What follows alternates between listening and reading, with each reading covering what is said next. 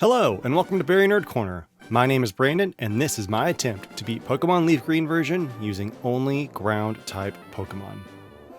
Ground is an interesting type. It's often paired with another type, such as Rock, that makes it seem like an awful type. But nearly everyone will agree that Earthquake is one of the best moves in the game. In Fire Red and LeafGreen, these are my possible encounters. 3 of them are quad weak to water and grass attacks, and all of them are weak to ice and water, which should make Misty and Lorelei nearly impossible. Anyway, the rules are simple. I can only use ground-type Pokemon in battle. Pokemon that evolve into ground types later, such as Nidoran, are also permitted. Otherwise, standard Hardcore Nuzlocke rules apply. Only the first viable encounter per area is allowed, any fainted Pokemon must be released immediately, no items in battle mode must be kept on set, and no overleveling past the next gym leader's ace. Don't forget to like and subscribe for more content like this. Leave a comment down below and tell me your favorite ground-type Pokemon. Without further ado, let's jump into Kanto and see if we can conquer the region using only ground-type Pokemon. Beginning the game, Oak shows us a Magikarp, which is a change that I didn't expect. I used the Universal Pokemon Randomizer to change a starter Pokemon, but nothing else, so I'm not sure what happened. Anyway, we pick our starter, Nidoran Female. I name her Toph and fight Squirt for the first time. Unfortunately, Squirt's Squirtle just wags its tail at Toph, allowing her to scratch its face off. Maybe his AI was confused by the randomized starter? I'm not sure what happened, but we win the battle and move on. We run a quick errand for Oak, apparently retrieving a custom Pokeball for him. He then gives us his life's work, a blank Pokedex for us to fill. So your claim to fame, your magnum opus, is a blank encyclopedia for us to fill. How does it fill? Who wrote these entries? Did you? If so, why is it blank now? I don't understand how this works. Anyway, we need to get to Pewter City for the first gym. We enter Viridian Forest, clear out some bug catchers, and arrive at our destination. One of the great things about Toph is that she can't be poisoned, so not even Poison Sting concerns me. I get Toph to the level cap and take on Brock. He leads with a Geodude. I take him to about 1/3 health with Double Kick, and he curls in the fetal position and begs for mercy. Toph, however, is merciless. She kicks him twice more to knock him out. Brock then sends out Onix. He tries to use Bind and Tackle several times, only scoring a few light hits. Meanwhile, Toph kicks the snake a bunch, eventually knocking it out. Brock admits defeat and gives us the Boulder Badge and the TM for Rock Tomb. Time for Route 3. Before we find any grass, we find a youngster with an Ekans. After beating him, Toph evolves into Nidorina. Now for a few new teammates. I delve into Mount Moon to find a Geodude, whom I name Ming. Then we head back to Route 3 to search for our next team member, Nidoran Male. As you can see by Ming's level, this took a little while. I weaken the Nidoran, capture him, and name him Boomy. Welcome to the team. After clearing Mount Moon, we pause on Route 4 to find our next teammate, Flint the Sandshrew. Our next objective is the Cerulean City Gem, so we grind the level cap, evolve Boomy into Nidoking, and head on in. Misty leads with her Staryu against Boomy. Boomy focuses his energy to increase the chances of a critical hit. Staryu just boosts its defense. Then, Boomy starts kicking. After 2 turns, Staryu uses Recover to heal before hardening some more. Misty uses a Super Potion as well, and Boomy still fails to get a crit. But then I eat my words, as the next kick is a critical hit that takes out Staryu in a single hit. Boomy levels up and learns Thrash, which will immediately be helpful. Starmie comes out, so Boomy starts thrashing. He takes heavy damage from Water Pulse, but the next turn, he moves first to hit Starmie with a critical hit on Thrash. That knocks out the Starfish Pokemon, earning us our second badge. To be honest, this was my 10th attempt. I needed a perfect attempt, and it took 10 tries to get it to happen. To leave Cerulean, we have to visit Bill. And to visit Bill, we need to defeat our rival again. This is relatively easy. The first match is Ming vs Pidgeotto. I take a soft hit before burying the bird under a bunch of rocks. Squirt then sends out his Squirtle. I switch Ming out for Toph. They trade hits of Water Gun and Double Kick for a few turns. Eventually, Squirtle faints, and Squirt brings out Abra. Unfortunately, Abra can only teleport, and Toph just learned to bite. 1 hit takes it out. Squirt's last Pokemon is Rattata. It manages a quick attack before getting kicked into unconsciousness. Skipping Gary's rambling nonsense, I use a Moonstone on Toph to evolve her into a Nidoqueen as well. She also learned Body Slam, which is a great move. Our team is killer now. We clear the next 2 routes and find Bill's house. He gives us the SS ticket, so we leave and head towards Vermilion City. Along the way, we beat up an innocent bystander and take their TM for dig. Also, if not for that grunt busting a hole in this person's wall, there would be no way for anybody to leave Cerulean City. The only other exit is blocked by a cuttable tree, but you need the Cascade badge to use cut, and you have to go to Vermilion City to get cut. So clearly, Team Rocket is the good guy here. In Vermilion City, we head to Diglett's Cave and catch Bolin, our next team member. Also, Boomy has gone over the level cap, so he can't be used in the next gym. We show our ticket to the bouncer and enter the SS Anne. We find and defeat Squirt again. I probably won't show any rival fights for a while. I get the HM for cut from the captain and leave. Time to face Lieutenant Surge for our next badge. I don't think any of you will be surprised to hear that this was a total slaughter. Any ground type with a stab move will beat Surge without any trouble, which honestly has to suck for him since he lives right next to Diglett's Cave. He should petition to move his gym to the power plant or something. Or he needs an Electabuzz with some fighting type coverage or something. Good try, Surge, but we're done here. Thanks for the experience though. Ming gets to evolve into Graveler now, and we get the TM for Shockwave, which Toph or Boomy might be able to learn. On the way to Lavender Town, Flint evolves into a Sandslash. We clear Rock Tunnel, failing to catch an Onix, and then skip past Lavender Town. Not today, Satan! Instead, I jump straight to the Celadon City Gym. Let's see how it goes. Erica leads with Victory Bell, and I send out Toph. Aerial Ace does massive damage, and Victory Bell misses Stun Spore. Next turn, Toph knocks out Victory Bell and levels up. Tangela is next, so I switch to Bite to take advantage of its lower special defense. Tangela flinches, so I finish her off with Aerial Ace the following turn. Erica's last Pokemon is Vileplume, who takes roughly half damage from Aerial Ace. I use Bite once to avoid a Super Potion, but Vileplume paralyzes Toph with Stun Spore. Despite some Giga Drain recovery, Toph is able to defeat the Flora Pokemon with yet another Aerial Ace. Good game, Erica. With our new badge in hand, we enter the Rocket Hideout. At the end of the hideout, we find our true rival, fellow Ground-type user Giovanni. He uses Onix first, and I choose Flint to start. Flint digs a hole, while Onix raises his defense. This repeats for another turn, allowing Onix to survive a second hit. But Flint finishes him off with Brick Break the next turn. Giovanni sends out his Rhyhorn next, so Flint returns to digging holes. One hit deals massive damage, and a follow-up Brick Break knocks out the Rhino Pokemon. Giovanni's last Pokemon is a Kangaskhan, who makes Flint flinch with Fake Out and then Bite. Flint deals heavy damage with Brick Break once he stops flinching though. Then, he barely survives a Mega Punch and defeats the Kangaskhan with another Brick Break. That was too close for comfort. With the Silph Scope in hand, we return to Lavender Town and clear the Pokemon Tower. We clobber our fake rival Squirt, who then taunts us about finding a Cubone. Right behind you, loser! We catch one, name her Lynn, and replace Dugtrio on the team. Yeah, we have a 6th slot, but I'm keeping my HM Meowth around for now. We also rescue Mr. Fuji from some Team Rocket grunts and receive the Poke-Flute for our efforts.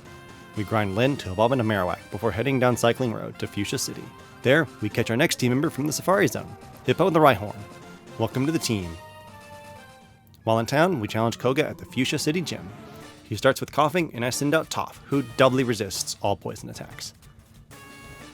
She bites Coughing a couple times, baiting out a Hyper Potion. But Coughing can barely do any damage before fainting. Muck comes out next and starts to minimize as Toph goes for Dig. The first attack hits as Muck increases his evasion even further. Fortunately, the third attempt hits Muck and knocks him out. Another Coughing comes out, but a critical hit and flinch on Bite don't bode well for him. Koga uses another Hyper Potion, but a few more bites also take down this Pokemon. Wheezing is last, so Toph goes for Body Slam and manages to paralyze him. But Koga just heals him the next turn with a full heal. Toph and Wheezing then take turns slamming into each other for a while. Toph then uses Aerial Ace to avoid missing and takes down Koga's final Pokemon, earning us our 5th badge. With a Soul Badge in hand, I head to Saffron City to clear Team Rocket out of Silphco. The only thing of note is Hippo evolving into Rhydon. Now that Silphco is empty, we head to the gym to take on Sabrina. What could possibly go wrong? I even brought back Bolin to face her.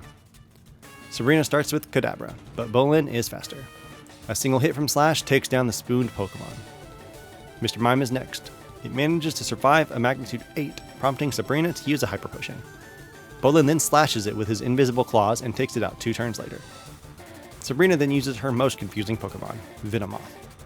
A critical hit on magnitude 6 brings it to the red before it deals decent damage with Psybeam.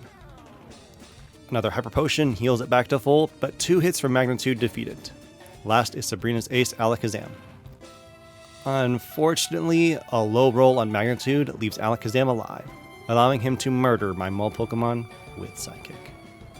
Bummer, dude. I send out Boomy and thrash it into the ground, earning our 6th gym badge. Bummer about Bolin, but fortunately, no other major trainers have an Alakazam for us to defeat. Our next gym is on Cinnabar Island. We surf from Pallet Town, explore a derelict mansion, and clear out the gym trainers. After grinding everyone to the level cap of 47, we challenge Blaine. He uses Growlithe first, and I use Hippo. 2 hits from Rock Blast knock out the pupper, even with the attack drop from Intimidate. Blaine sends out his ace Arcanine next, further cutting Hippo's attack. It survives 4 hits from Rock Blast and hits a Fire Blast. Blaine then uses a Hyper Potion, but a critical hit on Rock Blast makes that worthless. Arcanine falls, bringing out Ponyta. I switch to Ming and use Earthquake to take it out easily. Last is Blaine's Rapidash. One more Earthquake defeats the horse and earns us our 7th badge. Honestly, this was never going to be difficult.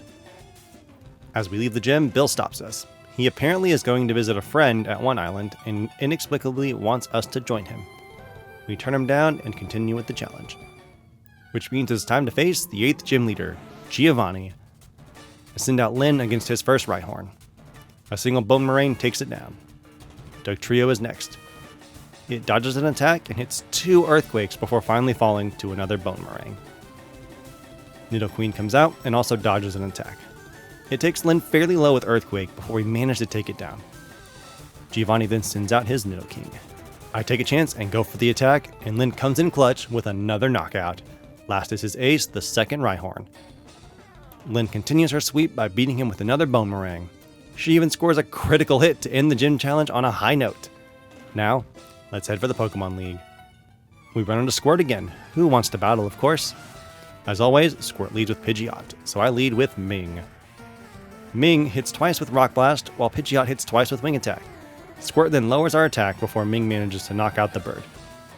And of course, Blastoise is next.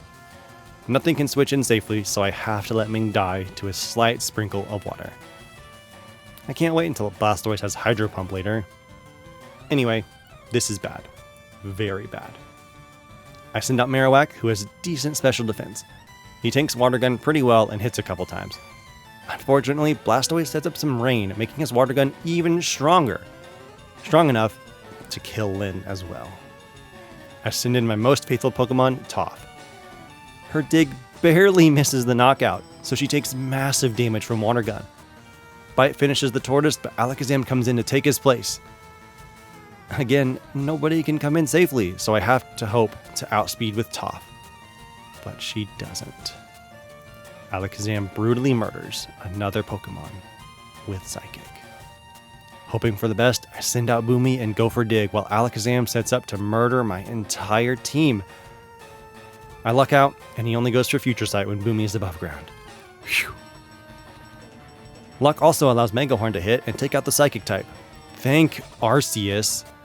And now we're halfway through his team. Growlithe is next, lowering our attack with Intimidate. Boomy digs again and dodges both Flame Wheel and Future Sight. Dig does enough damage to defeat the dog, bringing out Rhyhorn next. Brick Break deals some damage, but Rhyhorn hurts itself and gets poisoned from Takedown. The next turn, recoil damage knocks it out.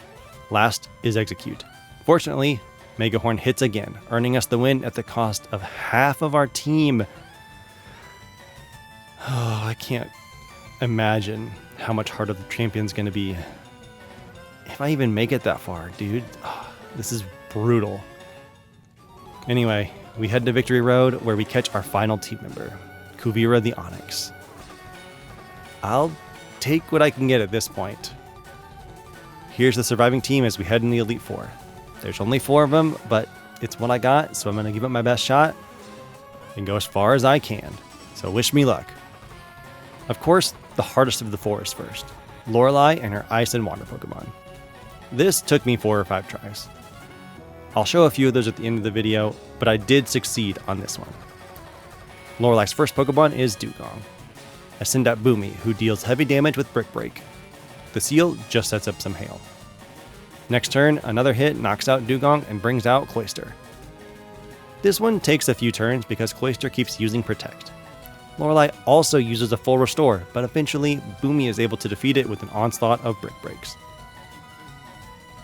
Lorelei sends out Slowbro next. Mega Horn does massive damage, but Slowbro only boosts her special defense. This lets us take her out on the next turn with another Mega Horn. Next is Jinx, who feints to another hit from Mega Horn. And last is Lorelei's ace, Lapras. Brick Break deals heavy damage, but Boomy also takes massive damage from Ice Beam. Now, somebody has to die, and it's up to me to decide whom. I choose to stay in and deal more damage with Brick Break. Boomy, you've done well, my friend. Rest well. I send out Flint, the only one fast enough and strong enough to confidently face Lapras. And I take down Lorelei with a final Brick Break. Losing Boomy sucks so much, but at least I have 3 Pokemon remaining to stand the slightest chance against the rest of the Elite Four. Although I'm sure Bruno's going to be a pain in the butt because 2/3 of my team is weak to him. Anyway, I head in and face him. What you're watching now is my second attempt, and it was perfect. Hippo truly dominated his entire team through some insane luck. Quick Claw lets me take down the first Onix before it can move. The second Onix does hit us, but it falls just as quickly. Another Quick Claw activation lets us outspeed Hitmonchan and knock it out too. Hitmonlee falls to a single Earthquake after dealing heavy damage with Brick Break. And against Machamp, we get supremely lucky by activating the Quick Claw and hitting with Horn Drill. Let's see how much farther we can go. Next is Agatha. First for her is a Gengar, and I use Hippo. Gengar boosts her evasion, but Hippo manages to hit anyway. She then confuses us, but Hippo still hits her and takes her out with another Rock Blast. Agatha then sends out her Arbok, cutting Hippo's attack with Intimidate. Arbok misses a Screech before falling to a super effective Earthquake. Next is Golbat. I switch out to Flint to get rid of the attack drop, taking a critical hit on the way in. Golbat confuses Flint, but he still manages to hit with Rock Slide. Agatha heals the next turn, and Flint continues to hit through confusion. Golbat feints the following turn from another Rock Slide after dealing decent damage to Flint. Agatha sends out Haunter next, and Flint finally hits himself in confusion. Haunter puts him to sleep as well, so I switched out to Kuvira. Haunter puts a curse on her, but Kuvira moves first and takes out the ghost with Iron Tail the following turn. Agatha's final Pokemon is Gengar. She immediately puts Kuvira to sleep, and Curse is getting us low on health. I switch to Hippo, who takes little damage from a physical Shadow Ball. He dodges several Hypnosis attacks and deals massive damage with Rock Blast. Then, Quick Claw lets Hippo move first again and take down Agatha's Gengar with another Rock Blast.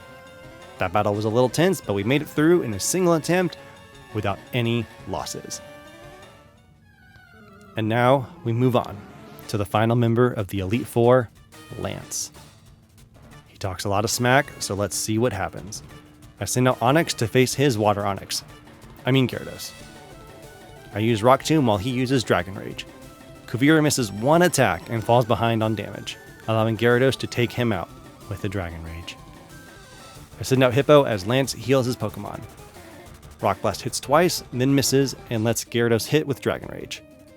Luckily, Lance doesn't heal, letting Hippo defeat Gyarados the next turn.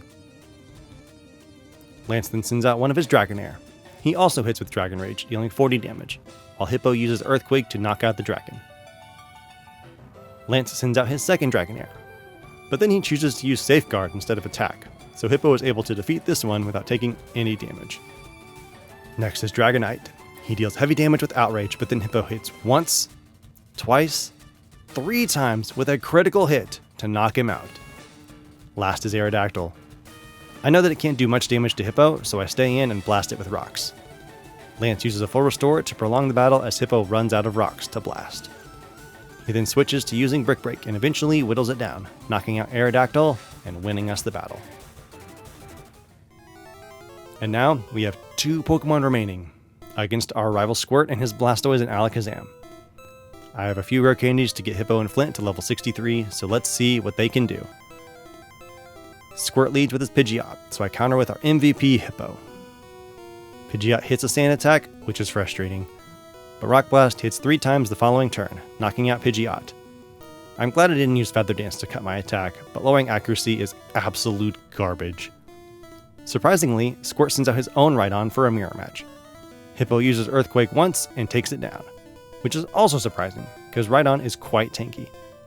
Next is trouble, Blastoise. But it misses Hydro Pump, and then Horndrill hits and knocks it out. Suddenly, I have a chance. I was freaking out at this point in the recording. Squirt sends out Exeggutor. Accepting my loss, I hit Horndrill again. And am completely blown away when it hits a second time in a row. Hippo is unstoppable. Alakazam comes out next and sets up a Reflect. This lets him survive 1 Earthquake, which is fine. Squirt heals him on the next turn, but Earthquake just resets the round. Then, as if I hadn't been lucky enough already, Quick Claw activates to let Hippo move first. So he hits Alakazam with another Earthquake and takes it out. Squirt is down to 1 Pokemon, and Hippo has only taken 14 damage. Arcanine lowers Hippo's attack on entry, then starts blasting us with Flamethrower. We return the favor by hitting with Earthquake. He takes us to around half our HP before a critical hit knocks him out. And we did it! Against all odds, we defeated the Elite Four in Champion Squirt and Pokemon LeafGreen using only Ground-type Pokemon. I don't remember why I chose this type, and I definitely didn't expect these results. I wasn't even sure I could get past Lorelei, let alone take down Squirt with only Rhydon. Holy smokes, that last battle was super lucky. I wish I'd been streaming that because I was freaking out.